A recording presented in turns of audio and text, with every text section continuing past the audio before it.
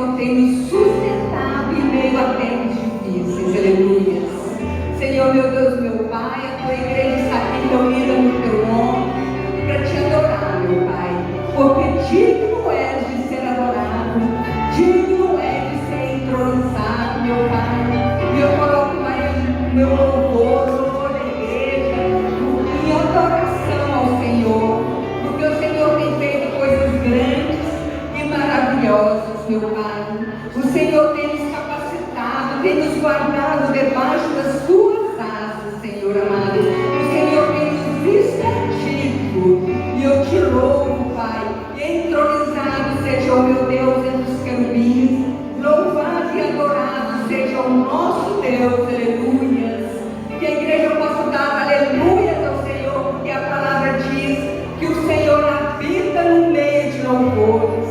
Ele habita no meio de louvores. E que a igreja possa abrir a boca e dizer glória a Deus.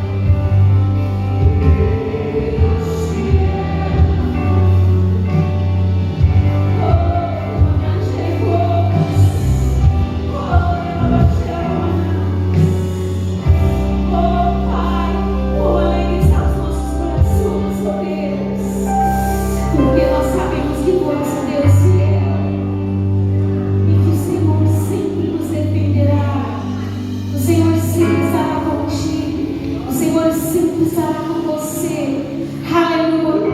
Confia tão somente no Senhor de todo o teu coração.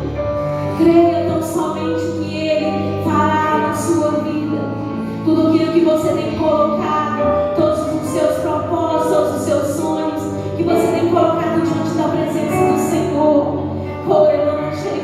Ele fará no tempo dele, mas Ele fará sobre a sua vida. As suas orações, as suas súplicas não ficarão em vão.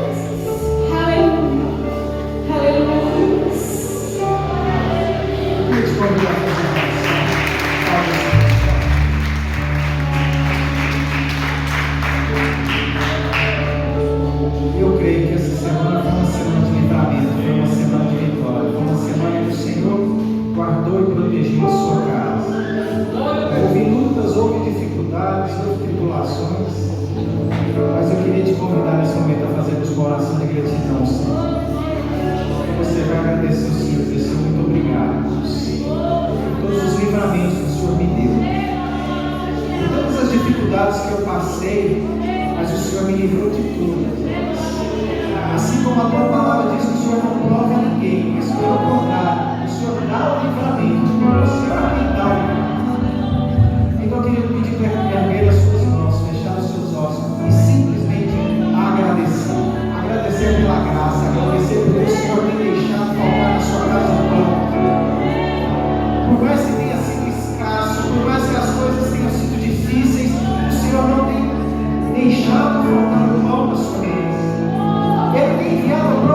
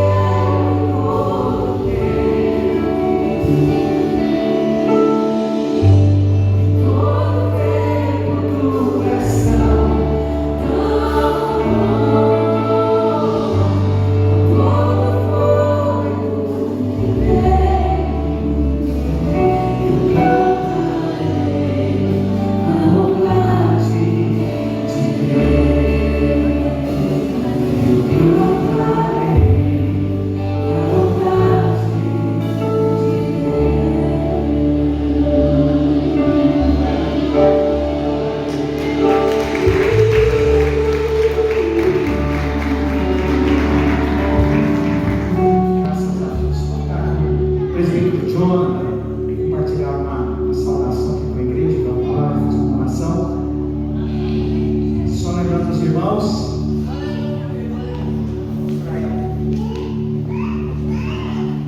Pastor Ailton está em viagem, pastor Ailton, pastor Ricardo, pastor Ailton, pastor Rosângela, pastor Ricardo, pastor Ivanildo, pastor Dari, pastora Gisleide, eles estão em viagem,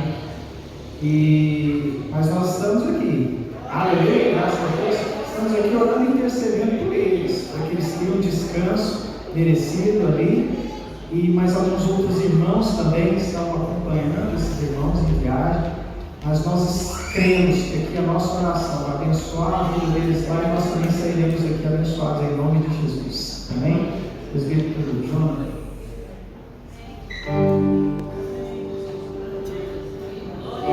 Aleluia. Só da igreja com a paz do Senhor, amém? Só da igreja com a paz do Senhor, amém?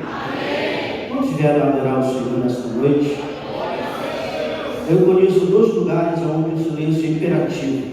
Um é o hospital, respeito aos doentes, e outro é o cemitério, respeito aos mortos. E esta noite ele se faz presente, querido. Ele vive e reina para todo sempre. A Bíblia diz: importa que nós o adoramos em espírito e em verdade. Amém? Gostaria de deixar uma pequena passagem bíblica que se encontra no Evangelho de Lucas, capítulo 7, e versículo 11, que diz assim: logo depois Jesus foi para uma cidade chamada Naim, e com ele uma grande multidão. Ao se aproximar da porta da cidade, estava saindo o enterro de um filho único de uma viúva, e uma grande multidão da cidade estava com ele. Ao vê-la, o Senhor se compadeceu dela e disse: não chores mais. Amém? Querido, quando nós olhamos para dentro do exemplar da Bíblia Sagrada, estamos diante de uma narrativa muito poderosa. Quando nós olhamos para dentro do exemplar desse texto, a gente pode entender que todas as vezes que a morte entra no contexto histórico de uma família, ela traz depressão, traz suicídio, traz tristeza. Eu recentemente perdi pai, perdi sobrinho. Infelizmente a morte entrou no contexto histórico da minha família e trouxe um caos a todos que ali estavam. Só que meditando na palavra pela madrugada, orando, buscando ao Senhor, a palavra do Senhor vai dizer que nós em Cristo somos mais do que vencedores. Olha para cá nesta noite, Deus já começa a ministrar. A morte não tem poder algum mais, porque a Bíblia diz que de Adão até Moisés a morte reinava, mas no contexto histórico a gente vai ver que Jesus vai parar a morte. A gente vai ver que Jesus vai entrar no contexto histórico desta mãe. Esta mãe agora está indo enterrar o seu único filho. Para nós entendermos, querido, este versículo, a gente tem que estudar, aleluia, a trajetória desta mulher. Para quem não sabe, esta mulher agora é viúva. Está viúva, pois o seu esposo morreu, e agora o seu filho. Lamentavelmente, esta mãe perde o seu futuro promissor. Ela perde um projeto muito grande sobre esta terra. Por que, presbítero? Porque a mulher naquela época que tinha um homem dentro de casa, ele era o provedor da casa, ele era o cabeça da casa, e a mulher que não tinha o esposo ou o filho dentro da casa, ela era obrigada pela lei romana pegar uma capa e ir para fora da cidade ou às portas do templo e pedir esmola. Ou seja, todas as vezes que uma mãe ou um pai pega o filho na palma da mãe, ele traz um projeto muito maravilhoso sobre a vida do filho. Mas infelizmente a morte vai entrar e vai parar este projeto. Levanta a tua mão para o alto. Deus já começa a ministrar. Deus está me dizendo nesta noite que a morte não vai levar os teus projetos. Nesta noite eu vim pregar para pessoas que têm projeto. Jesus vai até a cova, vai mandar o governo fechar a cova e vai dizer que aqui projeto não pode ser enterrado. Oh glória! Vou repetir de novo para você entender. Jesus está dizendo nessa noite para pessoas: prepara para a reviravolta, que eu estou parando a morte, eu estou parando a praia, ela é brilhante, a lábia suja. Eu estou sentindo uma graça para nesta noite. Jesus para a morte pensou que ele era qualquer um, mas quando a morte se depara com ele, agora que o apóstolo Paulo está escrevendo no livro de 1 Coríntios, capítulo 11, versículo 27, dizendo: ó morte, cadê teu aguilhão? O apóstolo Paulo está olhando para fora da igreja de Corinto, está vendo que na mão da morte não tem mais seu aguilhão. Paulo escreve dizendo: morte, cadê teu aguilhão? Se nós pudéssemos conversar com a morte abalançaria a cabeça, apontaria para o cavalo e diria: travada foi a batalha na cruz do cavalo, e Jesus venceu, Jesus venceu, Jesus venceu. Oh Espírito Santo da verdade, se eu e você pudéssemos perguntar para a morte: morte, aonde está Pedro? A morte ia olhar e dizer: aqui está Pedro. Morte, cadê Lucas? Lucas está aqui. Morte, cadê João? João está aqui. Morte, cadê os 4 patriarcas? Estão aqui. Mas se eu e você pudéssemos perguntar, dizendo: morte, aonde está o Rei da Glória? Ela olharia dizendo: esse até tentei, mas não consegui segurá-lo, porque ele é com glória. Não, você não está entendendo. Jesus, ninguém pode parar ele, ninguém pode deter Jesus. Uma vez que ele tem um projeto na minha e na tua vida, que ele é Satanás não, mas os projetos vão ter que fluir. Os projetos vão ter que fluir.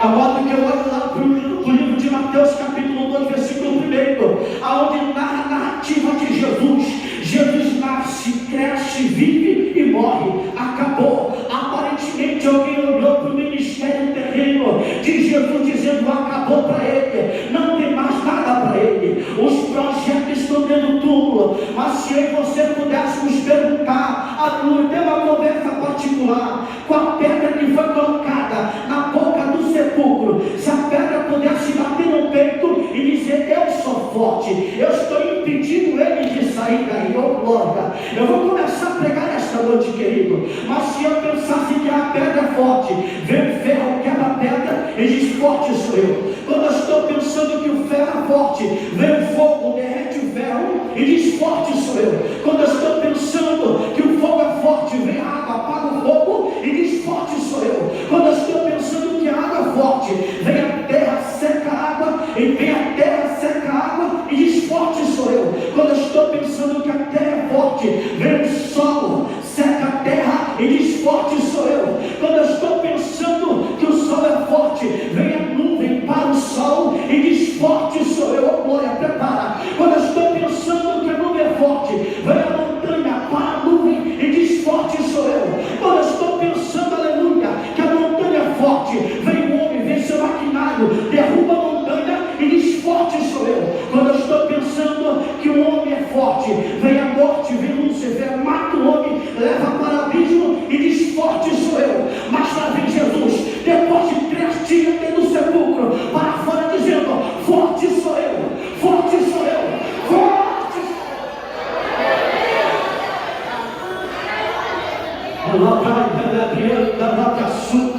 No livro de Isaías, número 54, versículo 17, vai dizer: toda ferramenta forjada contra ti não prevalecerá. Jeremias capítulo 1, versículo 19, vai dizer: lutarão contra ti, mas não prevalecerão. Salmos número 23, versículo 4, diz: ainda que eu ande pelo vale da sombra da morte, não temerei mal algum, porque tua vara e teu cajado me consolam. Eu quero aqui para te dizer que a morte não tem poder. Eu entendi isso pela madrugada orando, quando eu estou orando pelo meu pai falecido, que já parte em Cristo Jesus.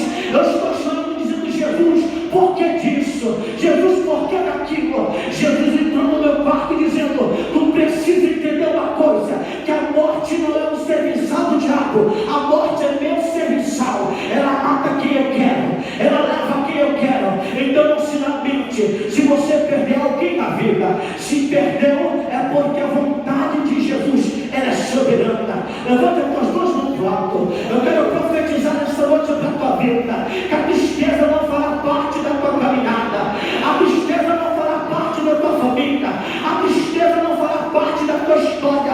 Jesus vai escrever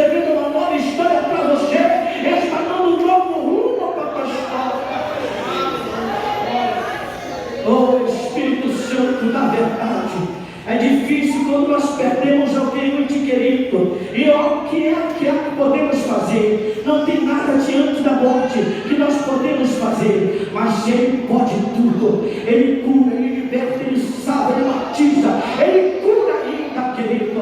Basta você crer que nesta noite Jesus está escrevendo uma nova história para a tua vida. Amém? Quero agradecer a oportunidade em nome de Jesus.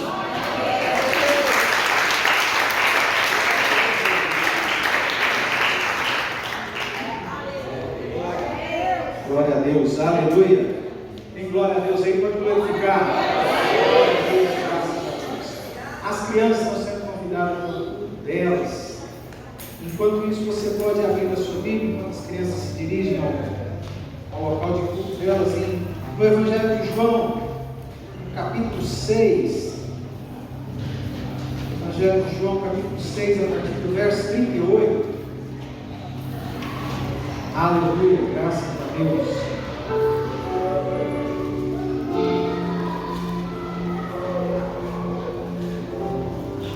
Evangelho de João 6, 38, a partir do verso 38. Eu quero fazer uma leitura do verso 42. E o texto diz assim: porque eu desci do céu, não para fazer a minha vontade, mas a vontade daquele que me enviou. E a vontade do Pai que me enviou é esta: que nenhum de todos aqueles que me deu se perca, mas que eu ressuscite no último dia. Porquanto a vontade daquele que me enviou é esta: que todo aquele que vê o Filho e crê nele tenha a vida eterna. E eu ressuscitarei no último dia. Diga: eu vou ressuscitar no último dia. Aleluia. Murmuravam, pois, eles judeus, porque disseram: eu sou o pão que desceu do céu. E diziam: não é este Jesus, o filho de José, cujo pai e mãe nós conhecemos? Como, pois, diz ele: desci do céu? Só até aí? Curva a sua cabeça um instante, vamos ter um momento de oração. Senhor, meu Deus e Pai, nós te agradecemos, ó Deus, pelo dom da vida, te agradecemos, ó Deus, porque estamos em lugar de culto ao Senhor. Pai, te agradecemos porque aqui o Senhor tem nos dado, ó Deus, todo o conforto, o Senhor tem nos dado, ó Deus, todas as condições, Pai, para compartilharmos e ouvirmos a Tua palavra, que é viva, que é eficaz, que traz vida, que não traz peso, ó Deus, mas liberta o cativo, liberta o oprimido. Pai, nós somos gratos ao Senhor por isso e pedimos que a Tua palavra fale ao nosso coração, fale à nossa mente, que ela venha trazer a nós revelação, Deus. Que a Tua graça venha encher o nosso coração, que o Teu Espírito Santo possa encher a nossa vida, em nome de Jesus. Amém. Glória a Deus, graças a Deus. Irmãos, esse é um texto em João 6, Jesus havia acabado de fazer a multiplicação dos pães. Logo em seguida ele tem aquela passagem, aquela transição que ele faz sobre o mar e encontra os discípulos, andando, caminhando sobre as águas. E aqui há uma multidão recebendo uma palavra de Jesus, e Jesus traz essa revelação àquela multidão. E essa palavra diz que em um determinado momento os judeus murmuravam entre si, começavam a falar entre si: olha, esse não é Jesus, é o filho de José, carpinteiro, Maria. A gente sabe quem é esse rapaz, conhece ele. Como ele está falando aí agora que ele desceu do céu? Como que ele está trazendo uma palavra dessa, sendo que nós conhecemos a origem dele? Traz um questionamento a respeito do ministério de Jesus, traz um questionamento a respeito da santidade de Jesus, e traz também um questionamento a respeito de quem Jesus se achava ser naquele contexto. Sabe, eu tenho um amigo que ele repete todo tempo uma frase. Ele diz o seguinte: melhor do que ter razão é ser feliz. E ele sempre fala isso quando tem alguma coisa, alguma discussão, ou ele ouve algum assunto. Ele fala assim: melhor é ser feliz do que ter razão. Melhor é ser feliz do que ter razão. E eu peguei essa frase e falei: onde é que ele ouviu essa frase, né? tem que ter ouvido isso em algum lugar. E eu descobri que essa frase ela foi escrita por um poeta brasileiro. Ele chama Ferreira Goulart. E ele escreveu, eu descobri que ele escreveu essa frase, ele justificando uma discussão que ele teve com a esposa dele. E segundo ele, eles tiveram uma discussão acalorada, uma discussão muito pesada, e ele queria impor à sua esposa as suas considerações, ele queria impor a sua razão, e ele disse que ao fim da discussão ele havia vencido. Ele tinha convencido ela, tinha justificado, dado as suas razões, e ela havia aceitado então o argumento dele.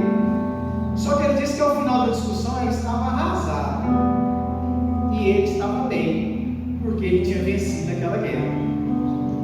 Então ele disse que quando ele percebe aquilo, que ele percebe que o semblante da esposa dele ela estava muito triste com aquela situação, então ele percebe isso.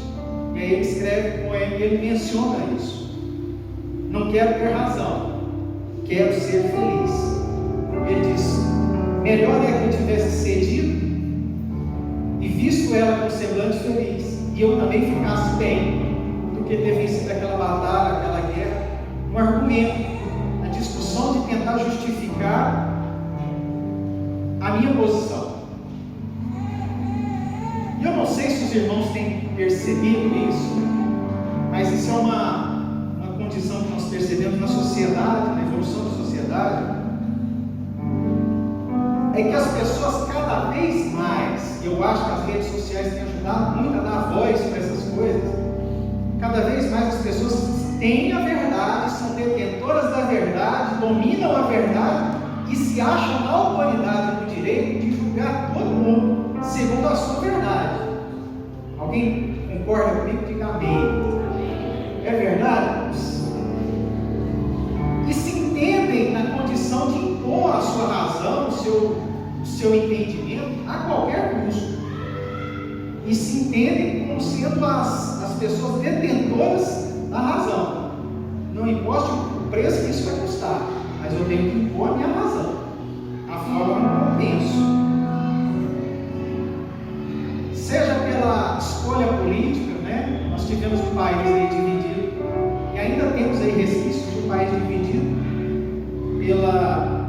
pela política, e que pessoas impõem as suas posições e acham o direito de sobrepor sobre a outra pessoa, dizendo aquilo que ela acredita. Não, esse é melhor, o outro não, esse é melhor, não, esse é melhor por conta disso, disso, disso. Não, esse é melhor por conta disso, disso, disso. E até um pouco tempo atrás, essas posições elas ficavam somente no futebol, né? Às vezes no futebol você tem muito argumento para justificar que o seu time é bom.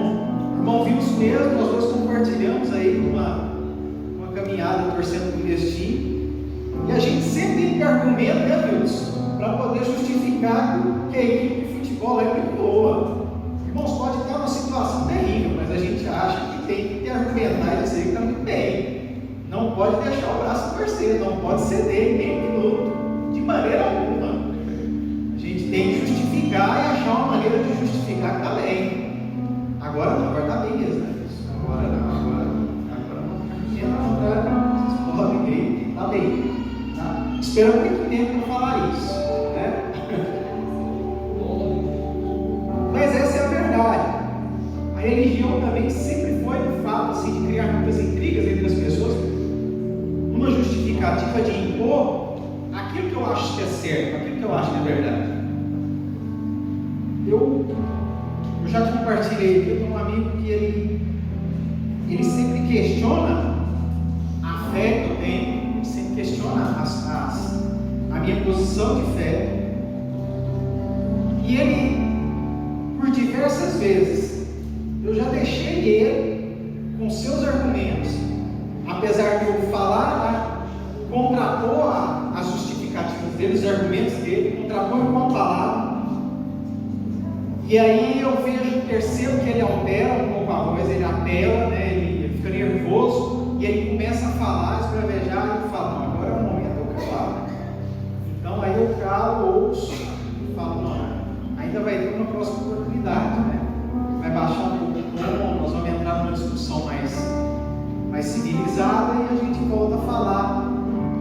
dentro do que a palavra traz como verdade. Sabe, Jesus passou por inúmeras situações, diversas circunstâncias, que questionaram principalmente a essência de onde ele era, a sua origem, de onde ele veio. E aqui nós vemos um texto que ele havia feito 2 sinais extraordinários, mas mesmo assim haviam pessoas que questionavam e queriam saber de onde ele tirava aquelas verdades, de onde ele tirava aquilo. Como é que você fala que você nasceu, que você veio do céu? Como é que você fala que você é filho de Deus? Sendo que eu conheço seu pai, sua mãe, conheço sua família, sei quem você é, e você vem com essa justificativa. O problema é que o mundo sempre vai atacar a estima, seja a baixa estima ou a alta estima. A baixa autoestima, ela é preocupante, porque ela faz com que a pessoa não entenda a posição dela no lugar onde ela está. A baixa autoestima, ela derrota sonhos. A baixa autoestima, ela não deixa que você avance. A baixa autoestima te coloca em circunstâncias e situações que você não consegue entender o potencial que você tem. Eu creio, em nome de Jesus, que o Senhor colocou potencial em cada um de nós, amém? Há um potencial, há um propósito nós estarmos aqui. Quem crê, diga graças a Deus. Eu creio que nós estamos aqui nessa terra com um propósito. Algo foi desenhado, um projeto foi feito exclusivamente para mim e para você. E a super autoestima, que é o que nós temos desenhado hoje na sociedade, principalmente há uma linha de palestrantes, de pessoas com técnicas para elevar a autoestima. E essa autoestima é de que você tem que ser sempre o melhor. Você tem que impor-se uma condição de sempre ser o melhor.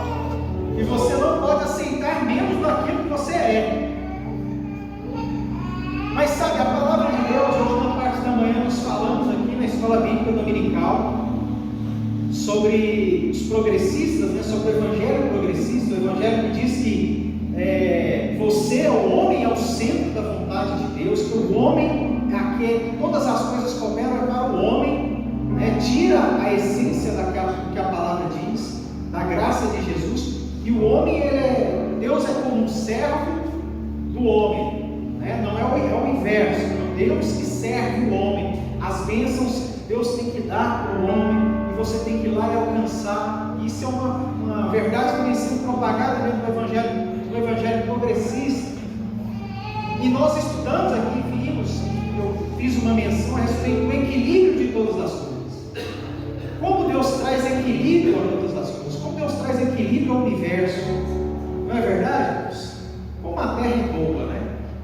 Eu vou falar mais ainda, como o Brasil é abençoado, né, irmãos? Irmãos, como é equilíbrio? E eu vou mais além, como Goiânia é abençoado. Com todo respeito, irmãos, mas como Goiânia é abençoado, sabe por quê? Há um equilíbrio. Irmãos, esses dias nós estávamos conversando com o Pedro dentro do carro, e o Pedro estava reclamando que ele queria morar na neve, né? E ele entrou em crise que ele queria morar na neve. Eu falei, Pedro, não fala uma besteira dessa, não. Esse negócio de neve, frio, isso é terrível. Eu falei, Pedro, olha só a região onde nós moramos, sabe que é boa? Aqui faz calor, mas a gente consegue superar esse calor. Aqui faz frio, a gente consegue superar o frio. Aqui chove. Irmãos, aqui não tem terremoto, aqui não tem maremoto, aqui não tem furacão, aqui não atinge nada dessas coisas. Lá no litoral, infelizmente, nossos irmãos lá no Rio Grande do Sul estão enfrentando terríveis chuvas, tempestades lá, que está destruindo muita coisa. Irmãos, e como o estado de Goiás, como essa região é abençoada nesse sentido. Posso ouvir um amém? Amém. Olha só como Deus foi zeloso e cuidadoso com você. E sabe, Deus traz equilíbrio a todas essas coisas. A terra está em constante equilíbrio. E é importante nós criarmos dentro de nós, através do Espírito Santo, esse equilíbrio entre a nossa baixa autoestima e a nossa alta autoestima. Precisamos equilibrar isso. Porque quando nós elevamos demais essa autoestima, nós ficamos numa condição arrogante, inclusive arrogante, não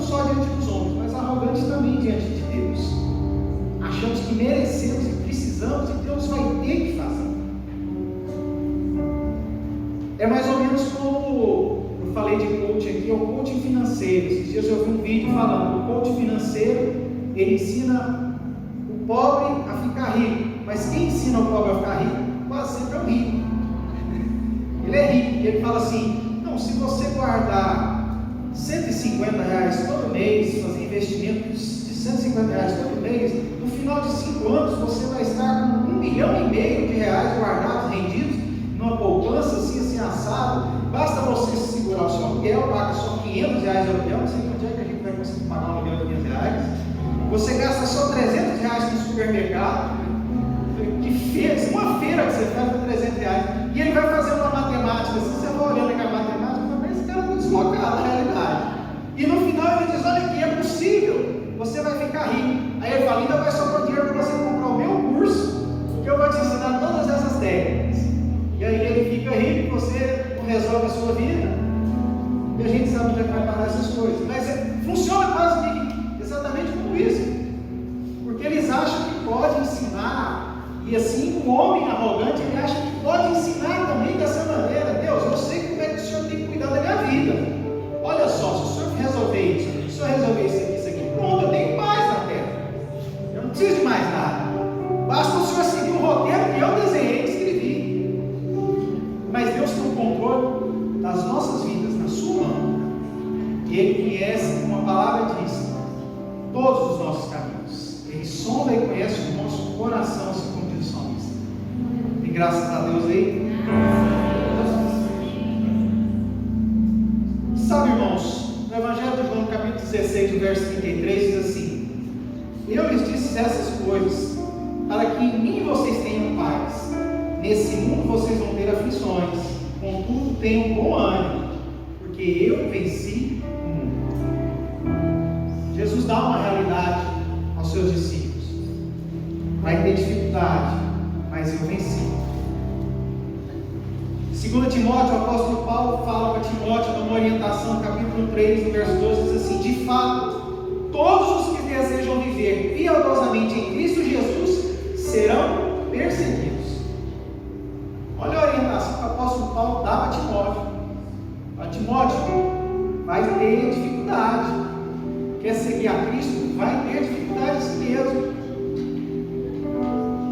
O apóstolo Paulo também fala em Romanos, capítulo 8, verso 18: considero que os nossos sofrimentos atuais não podem ser comparados com a glória que nos será revelada. Mas ele fala isso no momento de dificuldade, ele fala isso no momento de sofrimento, ele fala que há dificuldades, há tribulações, há momentos ruins aqui nessa terra.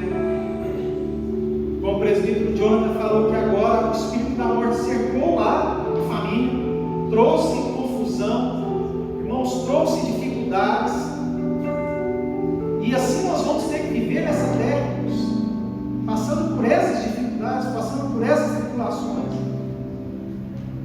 Mas nós cremos que nada vai se comparar com a glória que nos será revelada.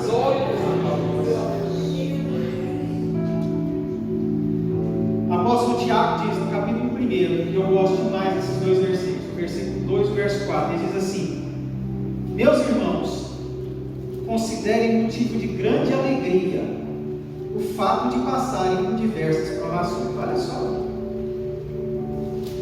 pois vocês sabem que a prova da sua fé produz perseverança, e a perseverança deve ter ação completa, a fim de que vocês sejam maduros e íntegros, sem lhes faltar coisa alguma. Irmãos, Deus está montando alguma coisa aí.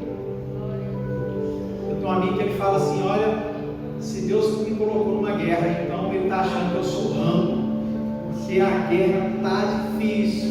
Então ele deve estar imaginando assim que eu sou um soldado muito bacana, um soldado muito bem preparado para poder enfrentar tudo isso.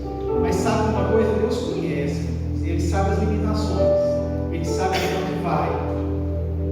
E quando não tiver mais jeito, quando estiver afundando, quando as águas virem, aí é hora de dizer: Senhor, socorre, porque eu estou afundando. Você entendeu? E dá graças a Deus. Sabe, irmão, Jesus, em toda a trajetória dele aqui na terra, eu quero ser breve agora.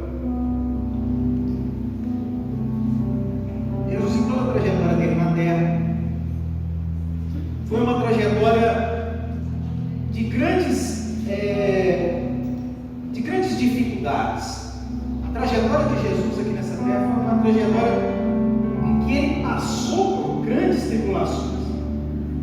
O seu nascimento já foi uma dificuldade.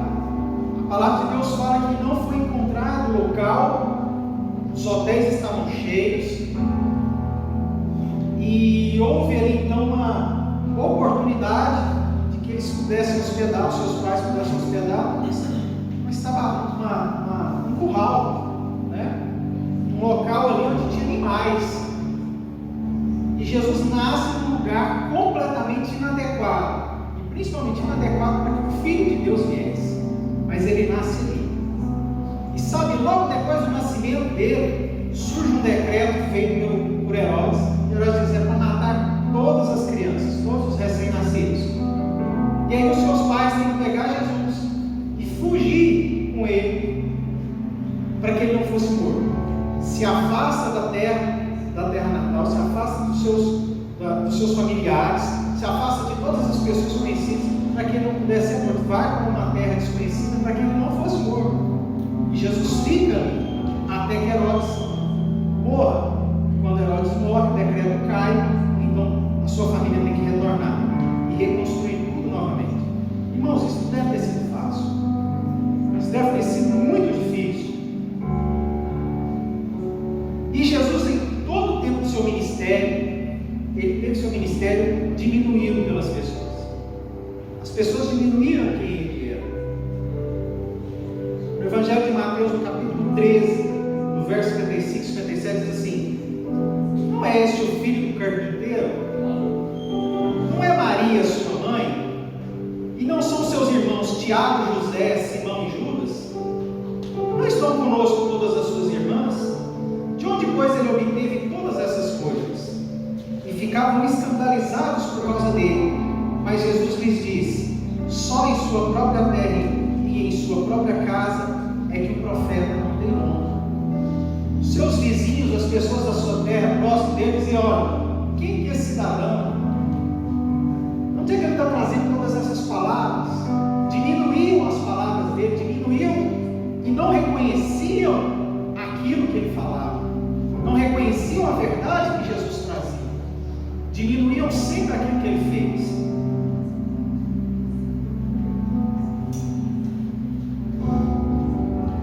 João 7,5 traz aqui que não eram só as pessoas que estavam de fora. Coloca aí, João 7,5.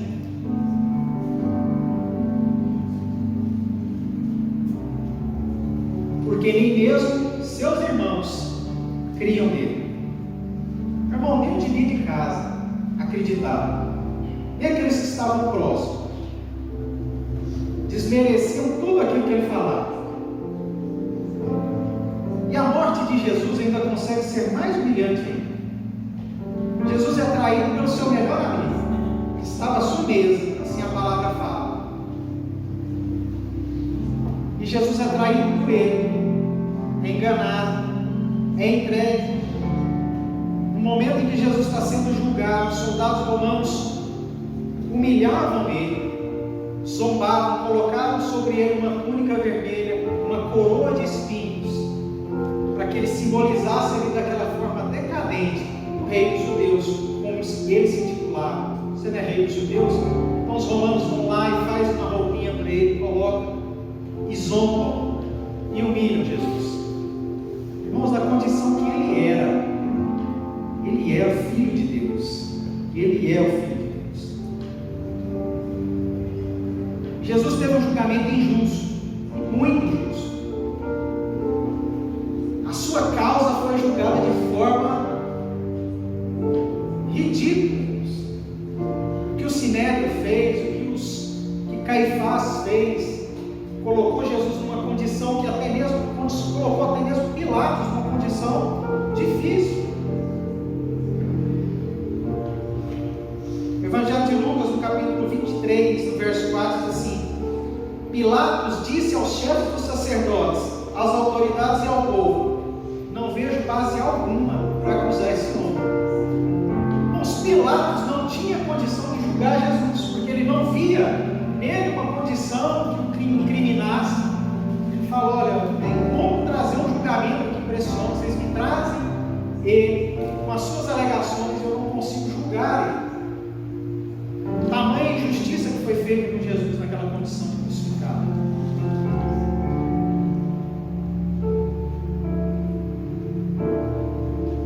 E a crucificação de Jesus, em Deuteronômio capítulo 21, verso 23, relata que aquela era a condição mais humilhante de morte. A condição em que era maldito aquele que estivesse na madeira. Aquele que subia a cruz e era crucificado era tido como maldito. Assim o apóstolo Paulo também fala aos Gálatas, capítulo 3, verso 3, ele diz: olha, Jesus levou todas as nossas maldições, todos os nossos pecados, porque assim diz a palavra, que aquele que está na madeira é maldito. Não, sem nenhum tipo de merecimento. A injustiça do nascimento, a injustiça de vida, a injustiça na morte. Sabe, alguns dias eu vi um comentário de um vídeo de um pastor, e ele comentava a respeito do texto de João 19, verso 28 ao verso 30. Você pode colocar, por favor? João 19, verso 28 ao verso 30. Eu quero refletir com os irmãos esse é o último lado que acontece com Jesus ainda em vida. Diz assim: depois disso, sabendo Jesus que já todas as coisas estavam terminadas, para que a Escritura se cumprisse, disse: tenho sede. Verso 29. Estava, pois, ali um vaso cheio de vinagre, e encheram de vinagre uma esponja, e pondo-a no ensopo, e chegaram à boca. Verso 30. E quando Jesus tomou o vinagre, disse: está consumado. E, inclinando a cabeça, entregou o espírito.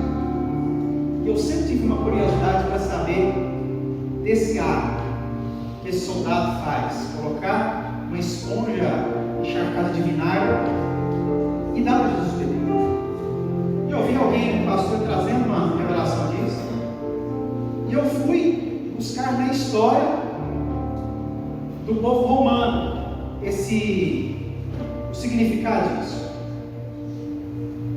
E na Roma antiga, os banheiros, eles eram públicos, assim, eram galerias, e ali naquele local eles tomavam banho juntos.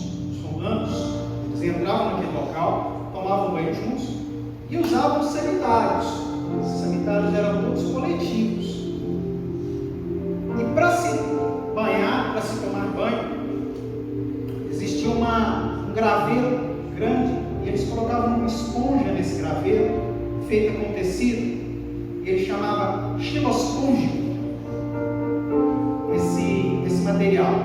E esse xilospôngio ele servia para que eles tomassem banho, e depois que fizessem as suas necessidades, eles usavam esse xilospôngio, essa esponja, para se limparem. E o vinagre, ele era utilizado como antisséptico, porque aquela mesma esponja era usada por todos. Ela ficava ali para ser usada. Assim como a esponja de banho, a esponja para se limpar também ficava ali naquele lugar. Pois não havia muita higiene naquele lugar, nem papel higiênico havia sido inventado naquela época, na Roma antiga. Então eles tinham que usar dessa forma.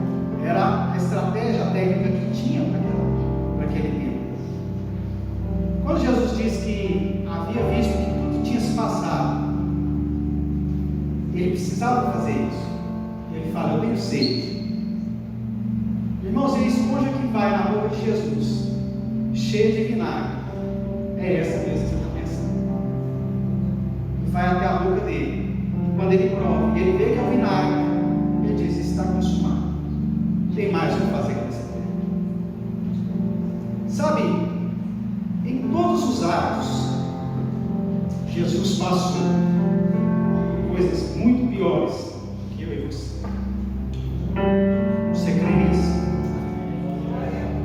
Todas as situações, ele é filho de Deus. Mas o apóstolo Paulo diz que ele não usurpou ser Deus, ele não se considerou Deus, mas Ele se colocou numa condição para que eu e você pudéssemos estar aqui essa noite, glorificando o nome.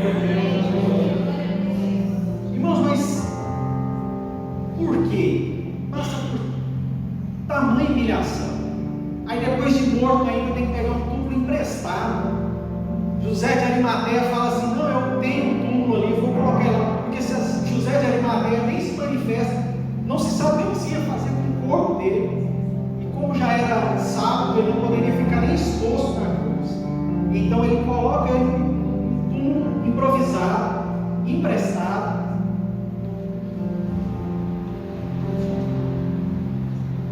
E o que nos dá a entender, e concluindo essa palavra, finalizando ela, é que todo tempo nós queremos algum tipo de reconhecimento. Como o homem busca reconhecimento? Como a gente busca o primeiro lugar? Como a gente busca mérito por alguma coisa? Como a gente briga com as pessoas para poder ser reconhecido? Como a gente toma uma fechada no trânsito, a gente não aceita porque aquilo parece que mexe com o ego da gente, é verdade, não é? Parece que mexe com o ego do homem. Se ele toma uma buzinada, se ele toma uma fechada, se o cara entra na frente dele sem dar uma seta, como que ele não me viu? Dá vontade de bater nele, né? Se a gente pudesse, a gente ia lá, jogava o carro em cima, para poder mostrar que a gente foi ofendido. Nós nem sabemos as circunstâncias, né? Nós somos ofendidos. E a gente sempre quer se posicionar e se mostrar numa condição superior. Mas sabe, o nosso esforço, o nosso valor, ele não pode ser reconhecido por nós mesmos. Jesus mostrou isso. Jesus cumpriu o seu propósito sem nenhum momento impor ou empurrar goela abaixo quem ele era. Ele não impôs isso. Isaías no capítulo 53, no verso 3, diz que nele nem beleza havia, que nós não consideramos nada dele, que aqui na terra ninguém considerou nada dele, não havia beleza, não havia formosura. E assim mesmo, no capítulo 53, fala que ele foi desprezado e que ele foi o mais indigno entre os homens. Olha só, foi homem de dores, experimentado nos trabalhos, e como um de quem os homens escondiam o rosto, era desprezado e não fizemos dele caso algum. Verdadeiramente ele tomou sobre si as nossas enfermidades e as nossas dores, levou sobre si, e nós o reputamos por aflito, ferido de Deus e oprimido. E sabe, irmãos, nós precisamos começar a entender, eu sei você, mas eu preciso começar a entender que eu preciso viver um propósito diferente na minha vida. Eu preciso viver a maneira como Jesus viveu.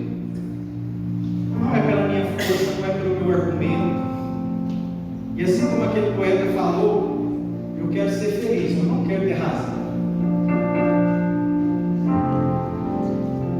Porque eu sei que cumprir o propósito de Deus aqui nessa terra não é impor razão a ninguém.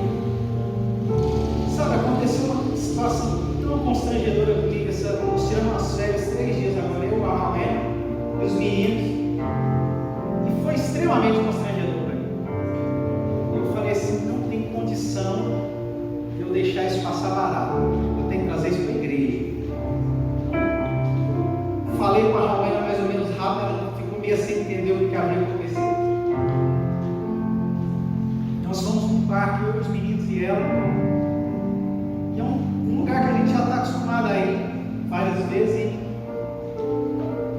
E eu cheguei assim, nós foi chegando mais ou menos no período do almoço, os meninos começaram a ficar com muita fome, e o lugar estava bastante cheio. Então assim, no horário do almoço, todos foram para o mesmo lugar. E eu sei que a Paulina foi arrumar comida do centro, a comida dele é diferente, sem sal. E eu fiquei numa fila para poder ser atendido, numa barraquinha, porque eu havia ido no restaurante não tinha muita comida.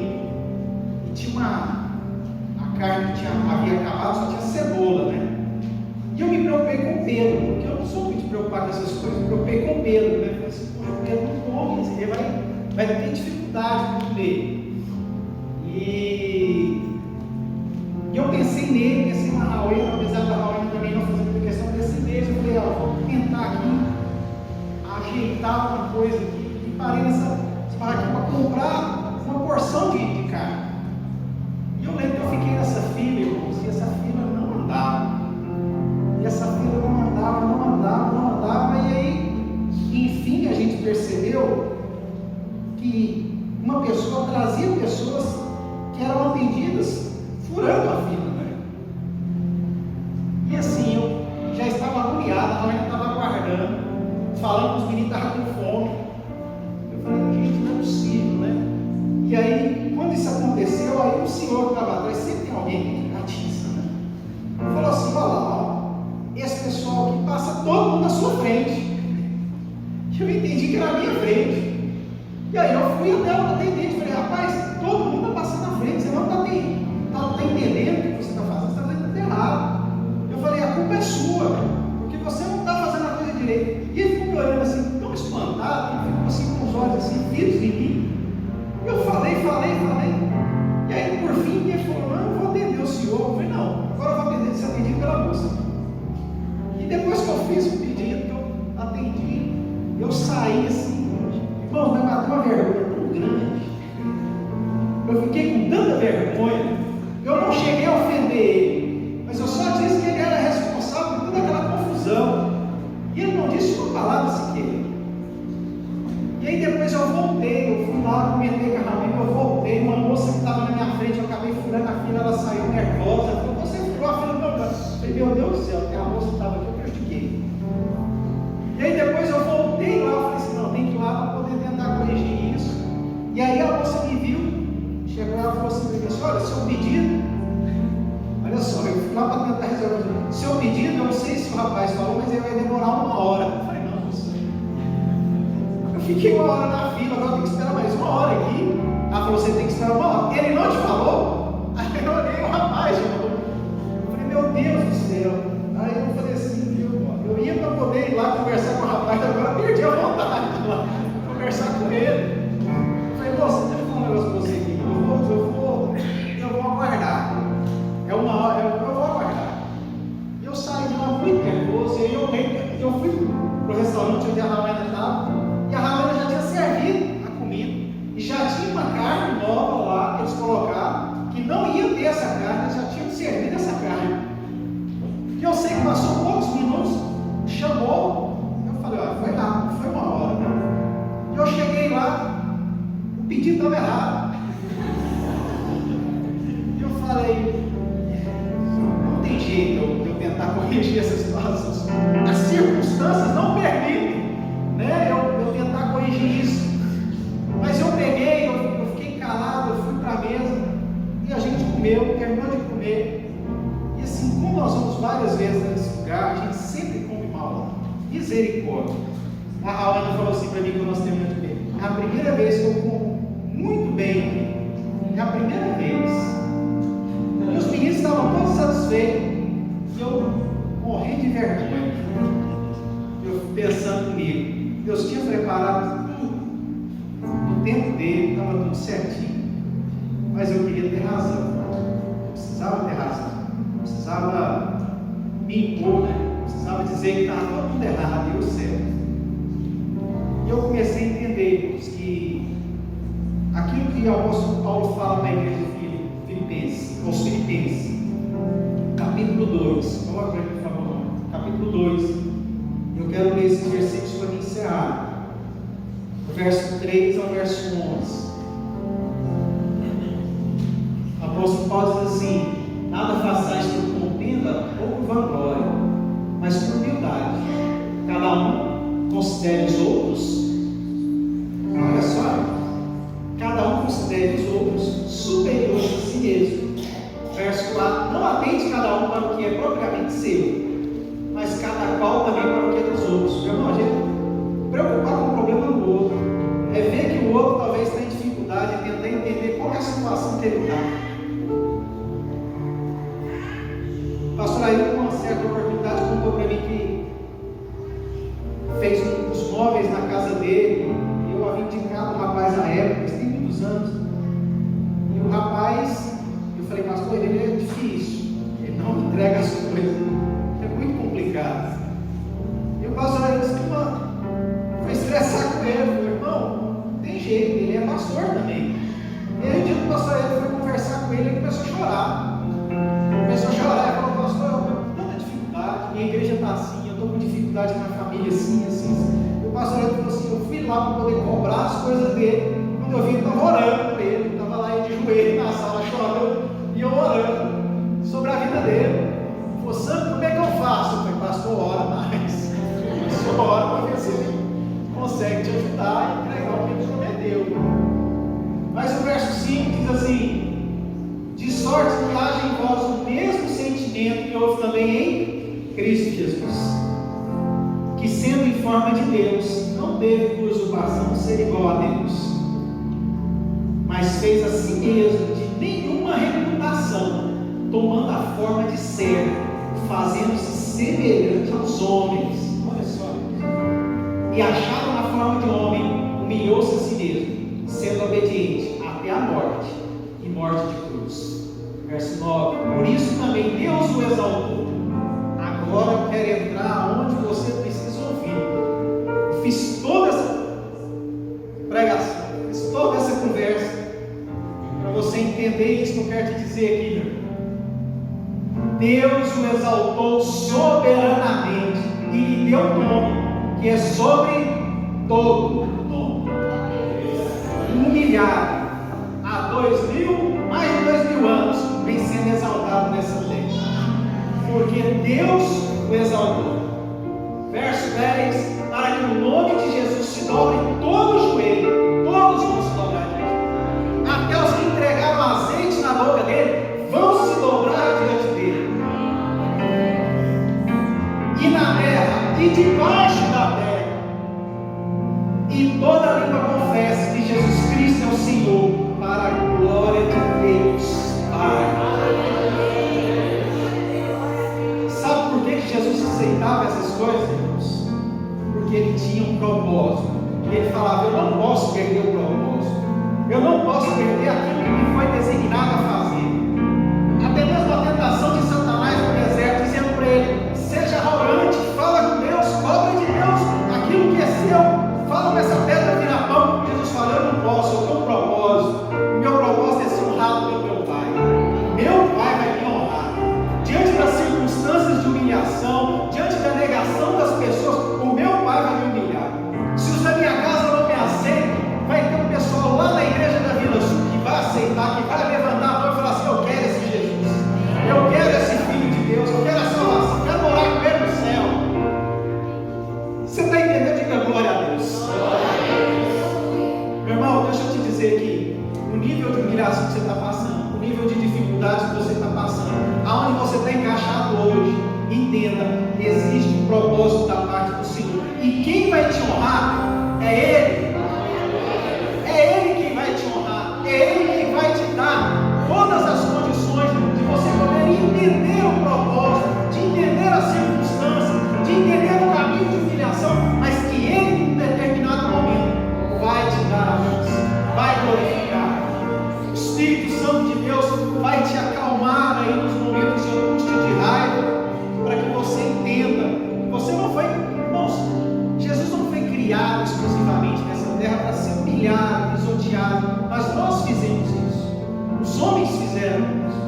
A terra condenou ele, assim como Isaías, o profeta Isaías fala, que nós fizemos todas essas coisas, colocamos ele nessa condição, mas Deus falou assim, Jesus tem um propósito, tem um alvo, e o seu nome vai ser glorificado.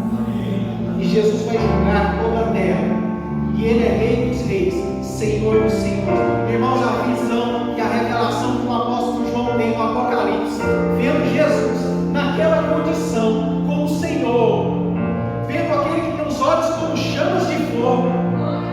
Irmãos, é a visão